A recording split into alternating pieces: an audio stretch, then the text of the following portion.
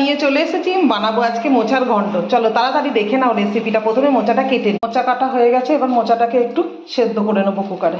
মধ্যে দিয়ে দিলাম লবণ আর দিয়ে দেবো হলুদ, বসিয়ে দেবো একটু সেদ্ধ করে নেবো। এটা সেদ্ধ করা হয়ে গেছে, এবার কড়াই বসিয়ে দিয়েছি, তেল দিয়ে দেবো, একটা তেজপাতা, শুকনো লঙ্কা আর দিয়ে দেবো গোটা জিরে। আলু কেটে রেখেছি ছোট ছোট করে, এই আলুটা দিয়ে দেবো, দিয়ে ভেজে নেবো। এগুলো ভাজা হয়ে গেছে, এবার আমি এর মধ্যে দিয়ে দেবো হলুদ, অল্প করে হলুদ দিলাম, আগে হলুদ দিয়ে সেদ্ধ করে রাখা আছে বলে। আর এখানে দিয়ে দিলাম গ্রেট করে, দিয়ে দেবো 1 চামচ জিরে গুঁড়ো।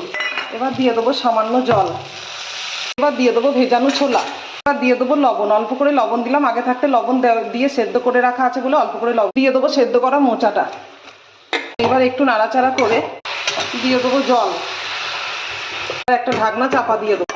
আলুগুলো সেদ্ধ হয়ে গেছে, এবার আমি এর মধ্যে দিয়ে দেবো মিষ্টি, মানে একটু চিনি দিয়ে দিলাম, আর দিয়ে দেবো গরম মশলার পাউডার, দিয়ে দেবো 2টো চেরা কাঁচা লঙ্কা। নামানোর সময় দিয়ে দিলাম একটু ঘি।